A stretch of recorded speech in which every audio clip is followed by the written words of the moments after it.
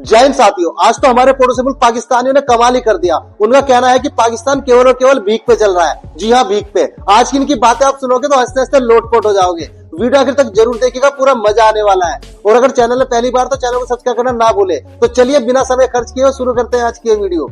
तो चलिए शुरू करते हैं। देखें, आप अक्सर अपनी आवाम को ये कहते सुना होगा, ये जो करवा रहा है अमेरिका करवा रहा है, कि इसराइल की साजिश है, ये इंडिया। भाई देखें, इसराइल, अमेरिका या इंडिया, यानी कि रॉ, मोसाद या सीआईए, ये हमें कभी भी आगे नहीं कहते कि अपने घर के बाहर कूड़ा फेंक दो।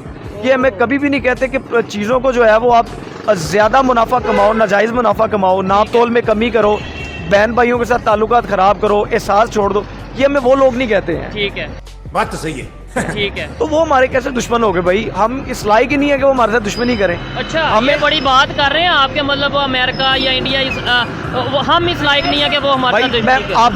आप देखें वो लोग कहाँ पे हैं। ऐसे ही है, एक हम दुनिया कहाँ की 5वीं बड़ी इकॉनमी, एक पहली। मैं एक छोटी सी मिसाल देता हूँ। आपके इलाके में कोई एक बंदा हो जो अरबपति हो, ठीक है, आप मुझे बताएं उसके पास ये टाइम होगा कि वो गली की नुक्कड़ पे बैठ के चाय पिए और सियासत पे बात करे? या फिर वो जो गली में कोई बिल्कुल कमजोर सा है कोई इंसान होगा या कोई गरीब होगा, उसके साथ दुश्मनी पाले? सवाल ही नहीं पैदा होता ना। अब इसी तरह ना इंडिया को जरूरत है, ना अमेरिका को जरूरत है, ना इसराइल को जरूरत है। हाँ, वो लोग हमारे दुश्मन हैं, लेकिन वो दुश्मनी किसी और सेंस में है। ठीक है, हम उसका मुकाबला अपने हथियार बना के नहीं कर सकते। हाँ, हाँ। हम उसका मुकाबला अपने विजन को स्ट्रॉन्ग करके, एक विजन बना के बेहतर कर भाई सकते हैं। इकोनॉमी देखें, इस दौर में आप एटमी जंग तो आप कर ही नहीं सकते हो। ठीक है, आपने अगर किसी मुल्क को तबाह करना है, आप उसकी इकोनॉमी तबाह कर दो। ठीक हो गया। आप सिंपली, हमारी इकोनॉमी तबाह हुई हुई है। तू साला भोला दिखता है लेकिन है एकदम होशियार हो, लुच्चा। पीछे एक आई डोंट नो कहाँ का मैगजीन था, यूएस का था, उस पर लिखा था Pakistan for sale. Pakistan for sale, Pakistan for sale क्यों लिखा था? आपका एयरपोर्ट गिरवी है, आपकी बंदरगाहें गिरवी हैं, ठीक है, आपकी जो ग्वादर पोर्ट है वो गिरवी है, मोटरवे गिरवी है, ठीक है, फिर आपकी कुछ बिल्डिंग्स हैं वो गिरवी पड़ी हुई हैं। यार गिरवी से अगर आपने मुल्क चलाना है तो फिर आप आज़ाद नहीं हैं। ठीक है। एक टाइम आएगा जब आप अपनी मर्जी से ना दरिया यूज़ कर सकेंगे, ना हवाई हदूद यूज़ कर सकेंगे, और जो मर्जी आप पे चढ़ जाएगा। तो इसका मतलब क्या है? आप आज़ाद नहीं। बात तो सही है।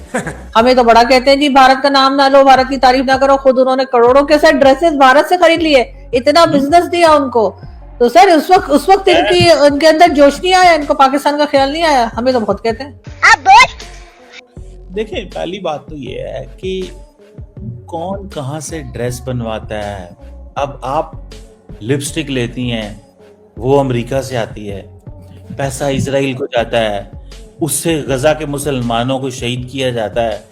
तो मतलब आपको नहीं ख्याल आता कि आप भी यहाँ पे इतना कुछ कर रही हैं? मतलब गजा के अगर आप ये लिपस्टिक अमेरिकन और इजरायली ना लें तो मतलब ये पैसा जो है वो उससे मुसलमान गजा के बच सकते हैं।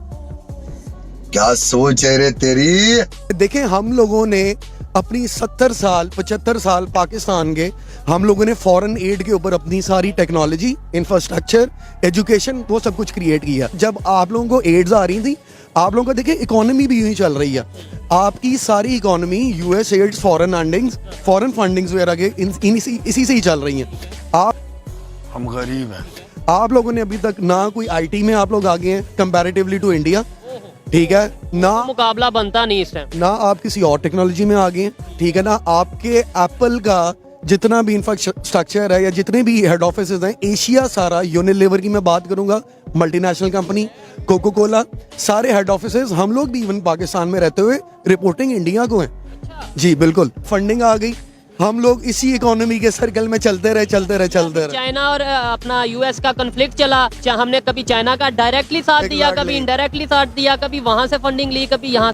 मैं अपने पापा से सीखा है। कौन सी ऐसी चीज है जिसमें पाकिस्तान इंडिया से आगे है? यार हमारा पाकिस्तान बहुत आगे है, इंडिया कुछ भी नहीं है, ठीक है। ये तो लेटेस्ट न्यूज़ है। ठीक है, हमारे पाकिस्तान में जो काम जो कुछ भी है सब कुछ अच्छा है। हमारा पाकिस्तान बहुत ही अच्छा है। इंडिया हमारे लेवल में नहीं है। इंडिया हमारे लेवल का नहीं है। कौन सी चीज है जिसमें पाकिस्तान आगे? आपने कहना कोई एक कि हर चीज में आगे, हर चीज में आगे। तो कोई एक चीज बताए ना, कोई ऐसा कोई काम नहीं जिसमें आगे पाकिस्तान नहीं है, हर काम में आगे है। कौन सा काम है? कोई एक बता दें नाम लेके कि यार इस फील्ड में पाकिस्तान आगे। ऐसी से लगा ले, मैकेनिकल लगा ले, अनपढ़ भी इधर बहुत आगे।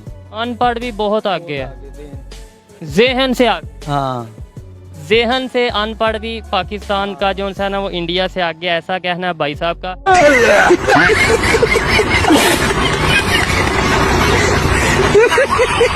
कौन है ये लोग? कहां से आते हैं? बंगाली मीडिया ये कह रहा है कि पाकिस्तान को भी बाइकआउट करना चाहिए। अब बताएं इस पे। मैं तो कहता हूं कि बाइकआउट करना चाहिए। आप बताएं, आप क्या कहते हैं, क्या करना चाहिए और क्या नहीं करना चाहिए, इस पे क्या कहेंगे आप? हाँ बेटा, लगता है तुम गू खा के ही मानोगे। क्यों बाइकआउट करना चाहिए? बांग्लादेश को बोले आप हम 1 अरब डॉलर कमिटमेंट की है यार, कमिटमेंट की है। मैं कमिटमेंट बता देता हूँ। कमिटमेंट मैं आपको बताता हूँ, हमने कुछ किस्म की थी। मैं कह रहा हूँ बांग्लादेश को बोले आप हमें $1 बिलियन दें और हम सब प्लेयर्स को बांट देते हैं, तो कोई मसला नहीं, हम बाइकआउट करने को तैयार हैं। We are ready to buyout, लेकिन हमें $1 बिलियन चाहिए। बस डॉलर सटो, यही बाइकआउट कर देंगे। नहीं, अब ये तो कोई लेकिन बात ये है कि पाकिस्तान के मोहसिन नकवी साहब ने बोला था अभी तक मामला जो है 50-50 है। पाकिस्तान ने अभी तक डिसाइड नहीं किया क्या वो खेलने जा रहे हैं श्रीलंका में T20 वर्ल्ड कप या नहीं जा रहे। बात तो सही है। उनकी टाटा कंपनी बहुत बड़ी है और उसके अलावा उनके पास कारों की बहुत बड़ी इंडस्ट्रीज मौजूद हैं। उन्होंने अपनी कारें 1000 से ऊपर कारें थी जो बाहर के मुल्क अंग्रेजों को भेजी, जो कि कार बनाने में एक्सपर्ट है।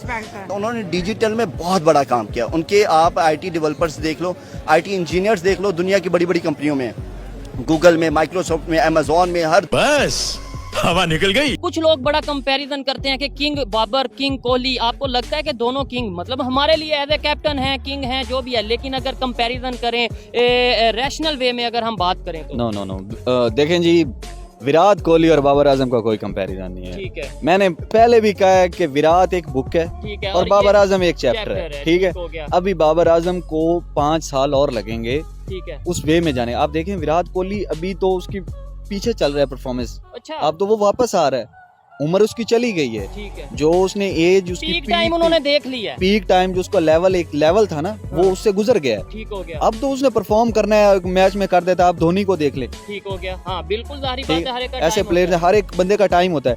अब जैसे उनके पास शुभमन गिल है, अब उसका टाइम चल रहा है, श्री शायर का टाइम चल रहा है, अब ये KL राहुल है, ये परफॉर्म करेंगे। लेकिन मेन चीज ये है कि विराट कोहली एक पीक थी, अब बाबर आजम की वो पीक है। ठीक है, अब इसमें वो परफॉर्म करे, आप उसे किंग कह लें, कुछ कह लें, लेकिन ये देखना है कि कितने साल करते हैं परफॉर्म। ऐसे ही है। आप देखें वो 5 साल और बड़े मैचों में कितना करते हैं, देखें ये भी बड़ा मुझे थोड़ा सा गिला रहा है बाबर आजम भाई पे। जलवा है हमारा। मुझे बताएं क्या समझते हैं, इंडिया में हमें तो ये बताया जाता है मुसलमानों पे बड़ा जुल्म हो रहा है, तो इंडिया से मुसलमान पाकिस्तान क्यों नहीं आ जाते? एक सवाल है ना, मतलब जुल्म हो रहा है, इधर उधर से इधर आ जाए। ये बड़ी अच्छी बात कही आप। यार पहली बात तो ये है कि हम उनको अफोर्ड नहीं कर सकते। अच्छा, कोई भी आ जाता है इंडिया से, हम उसको अफोर्ड नहीं कर सकते। लेकिन अगर देखा जाए ठीक है, तरक्की के हिसाब से, तो मैं तो खुद चाहता हूँ कि मैं इंडिया शिफ्ट हो जाऊँ।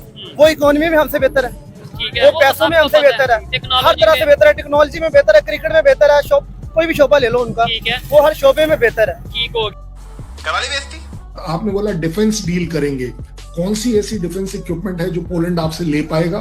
अगर 1 मिनट के लिए, क्योंकि आपने यहाँ का सर का ताज माना जाता है J सीरीज एयरक्राफ्ट का, वो उस एयरक्राफ्ट को आप चाइना से ले रहे हैं और बना रहे हैं उसके साथ। आपको लग रहा है कि US पोलैंड को उसको लेने देगा या चाइना उसे देने देगा? I think you be in a bigger embarrassment. आपने बोला है एजुकेशन रिलेटेड, कमर चीमा से ज्यादा कौन अच्छा जानता है कि पाकिस्तान कितना एजुकेटेड है और क्या वो एक्सपोर्ट करेगा? मौलानाज को एक्सपोर्ट करेगा कि मुल्लाज को एक्सपोर्ट करेगा अपने एजुकेशन के, या मदरसों को करेगा? कि जो डॉक्टर्स होते हैं पाकिस्तानी, बहुत ज़्यादा इंडियन ऑथर्स को पढ़ते हैं और वो बहुत ज़्यादा उनके अंदर ये एक डिज़ायर होती है कि हम वहाँ पर भी जाके एक्सपेरिमेंट करें, जितना इंडिया मेडिकली इम्प्रूव हो चुका है। सर्जरी से पहले वीडियो भी इंडियन की देख रहे होते हैं। आप बुक्स की बात कर रही हैं। इंडिया का जो एक सिटी है जो बेंगलोर है ना, बेंगलोर, वो IT में इस वक्त पूरी दुनिया में सबसे आगे है, बेंगलोर। और IT में हम उनके सामने कुछ भी नहीं है मैडम, कुछ भी नहीं है IT में। सर इतनी सी इंडस्ट्री थी वो भी सुगड़ गई है, इंटरनेट बंद करके वो भी सुगाड़ दिया है। उन्होंने पोलियो की वैक्सीन तक निकाल ली और हम लोग अभी तक पोलियो इरेडिकेट नहीं कर पाए। एक बेसिक पोलियो जो दुनिया हर जगह से, इवन इंडिया से भी इरेडिकेट हो चुका है, पाकिस्तान में स्टिल है। आप इस बात को मान रहे कि हमने उनकी इंडियंस की, मतलब इंडियंस टीचर हमें पढ़ा रहे हैं? बेसिकली यही हो रहा है, पढ़ा रहे हैं, वो बहुत आगे हैं, मेडिकल में हमसे बहुत आगे हैं। उन्हीं के टीचर से पढ़े, मैंने उनकी सारी बुक्स मैंने पढ़ी है। इंडिया दुश्मन मानते हैं उन्हें? मैं बिल्कुल दुश्मन हूँ, हमें उनसे सीखना चाहिए कि उन्होंने कैसे आगे बढ़े हैं वो। आप यस बिल्कुल एग्जैक्टली आप इन्हें दुश्मन मानते? नहीं नहीं ये सब क्या देखना पड़ रहा है? अच्छा है मैं अंधा हूँ। हमारे पास एटमी ताकत है, हमारे पास दुनिया की, मैं आपको बता दूं, आप इंडिया का नाम ले रहे हैं, हाँ। हमारे पास अल्हम्दुलिल्लाह दुनिया की बेहतरीन अफवाज मौजूद है, दुनिया के बेहतरीन हथियार हमारे पास मौजूद हैं। अच्छा बेटा, लगता है तुम खा के ही मानोगे। अच्छा, ये जो आपने बोला बेहतरीन फौज मौजूद है, ये तो हम अपने दिल से कहते हैं ना, लेकिन रैंकिंग वाइज अगर इंटरनेशनल रैंकिंग वाइज देखा जाए, हम 6वें 7वें 8वें नंबर पे आते हैं, इंडिया दूसरे तीसरे नंबर पे आता है। यानी कि देखें जो हमारा नारा है ना, नारा तकबीर जो है ना, जब हमारी फौज ये नारा लगाती है ना, तो रैंकिंग उधर नहीं देखी जाती, उधर ईमानी जज्बा ईमानी देखा जाता है। मैं आपको बता दूं, मैं अपने ईमान से दावे से आपको बता दूं, जिस वक्त ये फौज कलमा तैयबा पढ़ती है ना, मैं समझता हूँ किसी रैंकिंग की पीछे जरूरत नहीं रह जाती, कोई जरूरत नहीं रह जाती, कोई आगे टिक नहीं सकता फिर। चाहे वो कारगिल की वार हो, चाहे वो मतलब 1971 की वार हो, कोई नहीं टिक पाया। अल्लाह के फजलो करम से पाकिस्तानी फौज दुनिया की बेहतरीन फौज। ठीक है, आप कुछ भी बोलो, ये नहीं सुनने वाला। पाकिस्तान एक तरफ चाइना के साथ कारोबार भी करता है, अमेरिका के साथ भी कारोबार करता है, मिलिट्री हार्डवेयर भी इस्तेमाल करता है। समहाउ पाकिस्तान जो है उसने मैनेज किया है बैलेंस करना ताल्लुकात दोनों मुल्कों के साथ। बैलेंस तो तब होगा ना जब हमारे इर्द गिर्द जो लोग रहते हैं, जिनके बॉर्डर लगते हैं, हम उनके साथ तो रह नहीं पा रहे। और लेकिन हाँ, अमेरिका के साथ हम बड़ा बैलेंस कर रहे हैं सर, जो हमें नोट दिखाते हैं उसके साथ बैलेंस कर ही लेते हैं, किसी ना किसी तरीके से हमें रास्ता निकालना आता है। पाकिस्तान बनने से लेकर आज तक अमेरिका के आगे हाथ जोड़ के खड़े हुए। हमारे आगे अगर अमेरिका पैसा देता है तो हम उसका काम भी कर देते हैं, हमें उधर से चाइना पैसा देता है हम उसके साथ भी मिल जाते हैं। इस टाइम जो हमारी सूरत हाल है ना, हमें गज़वाए हिंद की नहीं, हमें गज़वाए इल्म की जरूरत है। हमें गज़वाए हिंद की नहीं, हमें गज़वाए रोजगार की जरूरत है। हमें टेक्नोलॉजी, हम पढ़े कहाँ हुए हैं? दुनिया के साथ कदम से कदम मिला के तो हम चल नहीं सकते। ठीक है, हमने फतह कैसे करना है? ठीक है, मुझे ये बताएं। अपने राइट्स को जानने के हमारे पास, हमारे लोगों को ये नहीं पता कि अपने राइट्स कैसे मांगे। दीदी वाह दीदी, दीदी वाह दीदी। मैं तो कमर चीमा का जो ब्रेन वॉश हो रखा है ISI द्वारा, मुझे पहले वो क्लियर करना पड़ेगा।